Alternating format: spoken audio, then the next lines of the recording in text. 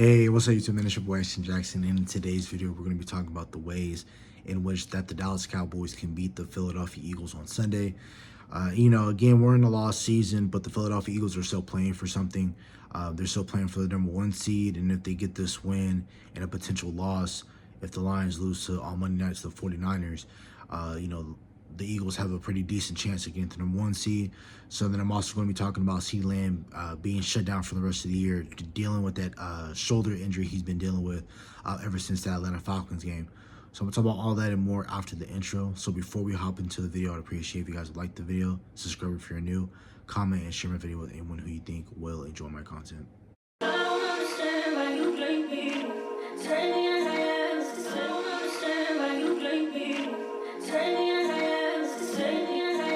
We're going over the injury report. Mainly, the bigger injuries for the Dallas Cowboys are CeeDee Lamb's going to be out, Amari Oruwariye is going to be out, and we're also going to be without special team acquisition and Keemon Hall due to a hamstring injury. Listed doubtful for the Dallas Cowboys will be TJ Bass, of course, our guard. And then for the Philadelphia Eagles, doubtful is going to be Nakobe Dean. They're going to be without Dallas Goedert in this game, and they're going to be without Jalen Hurts in this game. So this game is going to be pretty much even in terms of quarterback play. They're going to be missing probably one of their stud linebackers in Nakobe Dean, but they're still going to be a really good roster, and this is going to be a really tough team to beat regardless whether or not they have Jalen Hurts. I think they're borderline unbeatable, and they're borderline a really good playoff team, and there will be a tough out. And I potentially see this team playing in the NFC Championship game. I'm going to have a playoff prediction video made pretty much after Week 18 talking about the playoffs. But, Jalen Hurts is going to be without this game, and, he adds element to their rushing game when he is playing. And we saw that last time we played them Week 10.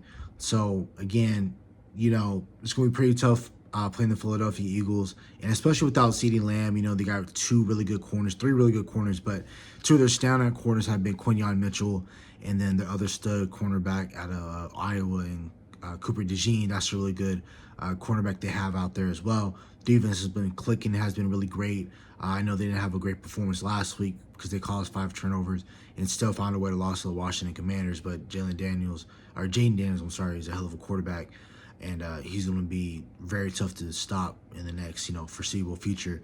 Commanders are going to be a tough out too. And so really the #1 thing that we have to do to stop the Philadelphia Eagles is stop the run.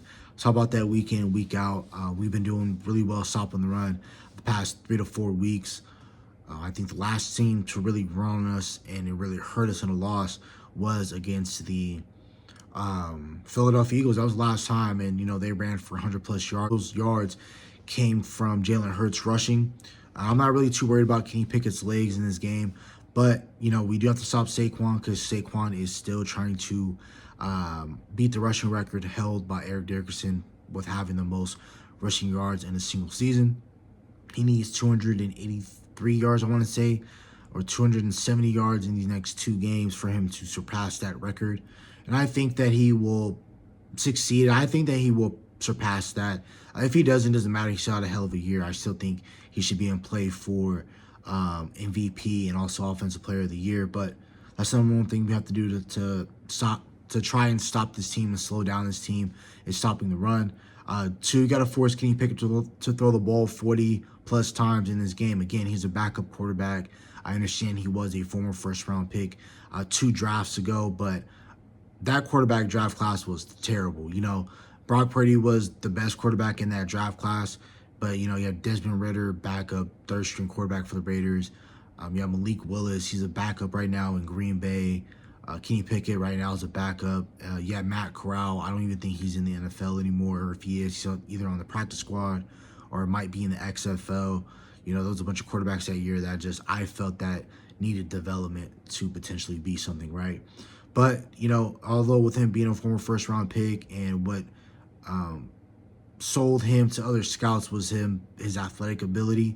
But I think that if we force Kenny Pickett to throw the ball 40+ times and then we also blitz him, I think we're going to be fine in this game.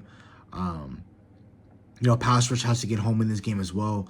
We have to blitz Kenny Pickett he has a tough time dealing with the blitz, and that's what Washington did a lot last week to make it hard on Kenny Pickett was blitzing him as well and giving him different looks. I think Mike Zimmer is going to do his job. And then again, Chauncey Golston, Nealon, Carl Lawson, Micah, they need to do their jobs, and I believe they will. Marisol, I need him to have another decent game. And then also we need to have safety help for when they do throw the ball to A.J. Brown and Devontae Smith deep. They will try and test our corners because we don't have Diggs. But, Jordan Lewis playing in the slot with Devontae Smith, that's going to be a really good matchup. DaRon Bland on A.J. Brown, that's going to be tough because DaRon Bland has a tougher time dealing with those bigger type wide receivers. We did see that a little bit on Sunday night when DaRon Bland had to guard against Mike Evans. But again, Mike Evans is a future Hall of Famer, first ballot Hall of Famer type of dude. Also, you got to force some turnovers. When we force some turnovers, our offense and our team looks a lot better when we do force turnovers. Makes it a lot more easier on our offense to give them short fields, and it helps out, Mike McCarthy, Cooper Rush in this offense, and things of that nature, right? When we do run the ball, let's run it to the outsides. With Rico, give some touches out to Kavontae Turpin. Jonathan Mingo, let's involve him as well. And also Ryan Flournoy, let's make sure that we're throwing the ball to those guys when we do throw the ball and throwing situations to give those guys kind of a look into what next year is possibly going to be for them. And so that's why we're able to know what our wide receiver depth is going to be. I will have a free agency video sometime in the next few months talking about how, even though if Ryan Flournoy and Jonathan Mingo have a really good next 2 weeks, that those guys and Jalen Tolbert, those guys are not stopping me from drafting Emeka Egbuka out of Ohio State wide receiver. You guys are going to see a lot of him in the playoffs. And then also, isn't going to stop me from wanting to draft a guy like Luther Burden or anything like that, So make sure still when we are throwing the ball, let's make sure Ryan Flournoy and Jonathan Mingo, especially Mingo as well, let's make sure they're getting receptions because we did spend a 4th-round pick for Mingo. So let's see what he can try and bring for the team in these next 2 weeks, especially with CeeDee Lamb being down. And, we need some of these guys to step up. But hopefully also this is a blessing in disguise that when CeeDee Lamb is down, that it shows to the front office again that we need to upgrade that. We need to upgrade this wide receiver 2 spot. We might feel fine with our wide receiver 3, 4, and 5, but we desperately need a Robin to CeeDee Lamb's Batman. Limit the penalties in this game. Limit the penalties that you can control. That's the pre-snap penalties. That's when the quarterback has released the ball. Don't touch them. Legal contact. Once these receivers are passed down the field, don't touch them. Also, limit the turnovers offensively. And last but not least, let's get out healthy. I know that's tough to say because it seems like every single week we're dealing with a major injury that's either sidelining somebody for multiple weeks or they're out for the year. And it's just been an up and down season really for the Dallas Cowboys. Also, I wanted to give CeeDee Lamb his flowers before we leave. He was irritating me. Somehow, throughout this season, he was with the body language he was showing. But I really was proud that he stepped up in some of these games, like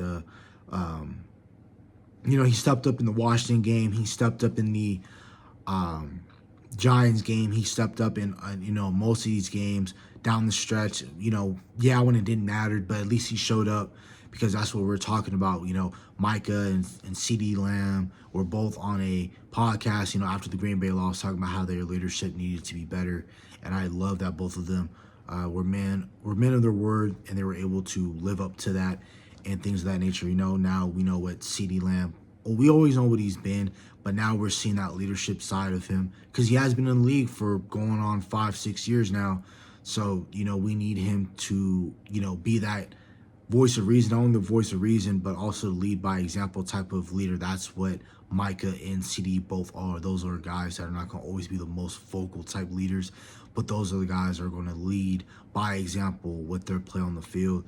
And I think, that is really great for Ryan Flournoy, Jonathan Mingo, and these other young receivers to see CeeDee Lamb, an all-pro wide receiver who got the bag, who got $150+ odd million contract and is out there, playing through injury with the messed up AC joint and is going out here and he's going to play, even while he's hurt. I know they shut him down for the final 2 weeks, but we already knew last week that we were already eliminated from the playoffs. So it just made sense that we did shut him down to make sure that he's healthy, fully healthy going into next year. He's going to have camp. Him and Dak are going to get back to connection, and then hopefully we draft a wide receiver and also add a wide receiver in free agency. So that's about it for the video. Hope you guys have a nice day. Stay safe, stay blessed. Bye.